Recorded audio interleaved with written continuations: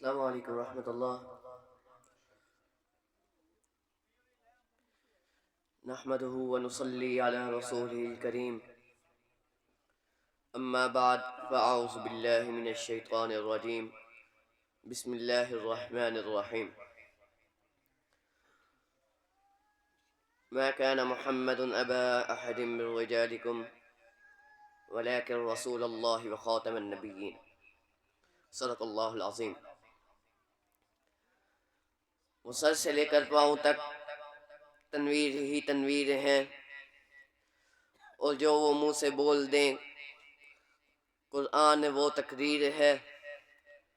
حسن مصطفیٰ کو دیکھ کر کہتی ہے دنیا آج بھی کہ وہ مصور کیسا ہوگا جس کی یہ تصویر ہے. تھوڑی آواز.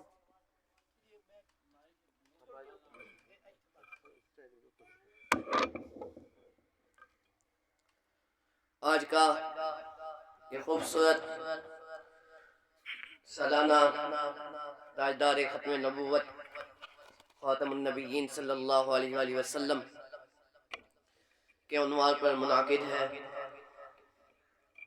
ماشاءاللہ ختم نبوت ایک عقیدے کے ساتھ ساتھ ایک جذبات بھی ہے.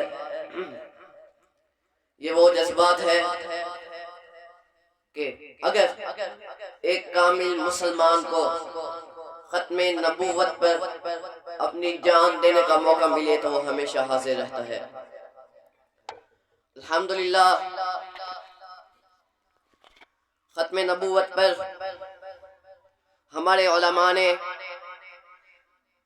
ہمارے بڑوں نے بہت قربانیاں دی، اور سنت سیدنا صدیق اکبر رضی اللہ تعالی عنہ کو زندہ کرتے ہوئے اپنے جان کے نذرانے پیش کر کے حضور خاتم النبیین کی سیرت، حضور کے ختم نبوت کا تحفظ کیا.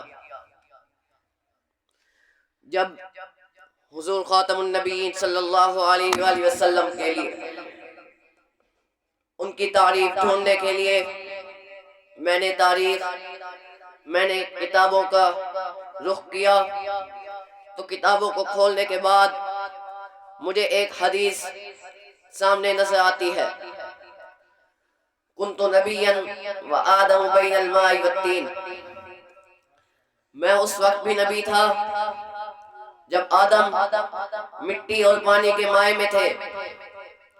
یہ چن کر میں اپنی سوچ میں یہ سوچنے لگ گیا کہ میں حضور خاتم النبیین کی تعریف کہاں سے شروع کروں، کیونکہ حضور خاتم النبیین تو اس وقت بھی نبی تھے جب آدم ابھی مٹی اور پانی کے مائع میں تھے.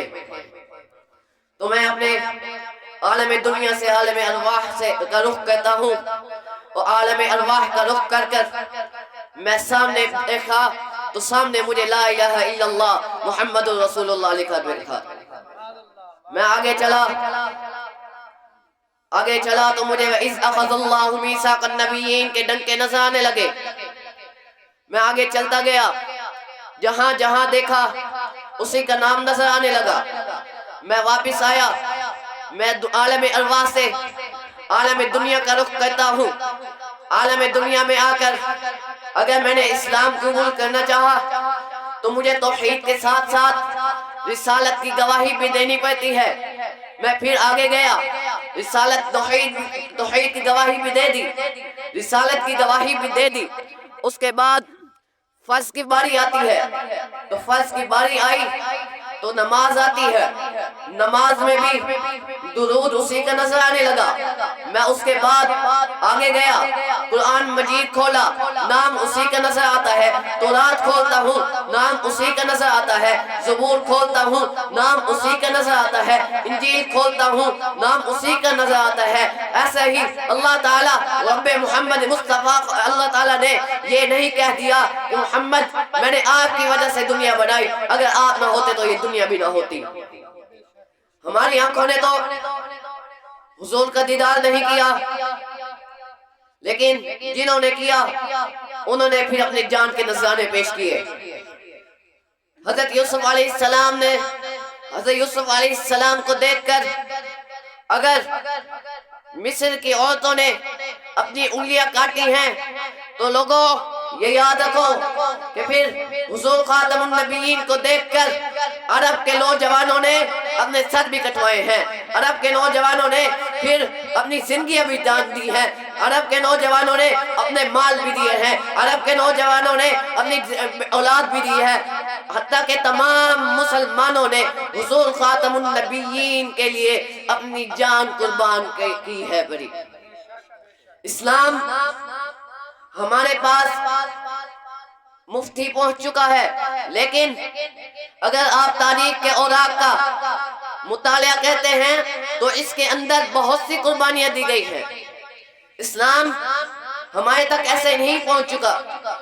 اسلام کے لیے تمام اصحابہ کرام نے اپنی جانیں قربان کی، اپنی اولاد قربان کی۔ تو حضرت حضور پاک صلی اللہ علیہ وآلہ وسلم کی تعریف بیان کرنے کے لیے ایک شاعر، حضور کے ایک محبوب ترین صحابی حضرت حسان بن ثابت ایک خوبصورت مصرع لکھتے ہیں، وَأَحْسَنُ مِنْكَ لَمْ تَلْقَتُ عَيْنَا وَأَجْمَلُ مِنْكَ لَمْ تَلِدِ النِّسَاء خُلِقْتُ مُبَرَّأً مِنْ كُلِّ عَيْبٍ كَأَنَّكَ قَدْ خُلِقْتَ كَمَا تَشَاءُ۔ کیا کہتے ہیں حضور؟ آپ جیسا ہنسی میں نے آج تک اس دنیا میں نہیں دیکھا، ان آنکھوں سے نہیں دیکھا۔ تو آگے کیا کہتے ہیں؟ وَأَجْمَلُ مِنْكَ لَمْ تَلِدِ النِّسَاء۔ حضور میں آپ جیسا ہنسی دیکھتا بھی کیسے، میں آپ جیسا ہنسی دیکھتا بھی کیسے جب کسی ماں نے آج تک ایسا حسین جنا ہی نہیں۔ پھر آگے کیا فرماتے ہیں؟ خلقت مبرأ من کل عیب، آپ خاتم النبیین کو تمام عیوب سے پاک کیا گیا۔ کأنک قد خلقت کما تشاء، گویا کہ آپ کو ایسے پیدا کیا گیا، ایسے تخلیق کیا گیا جیسا کہ آپ چاہتے ہو۔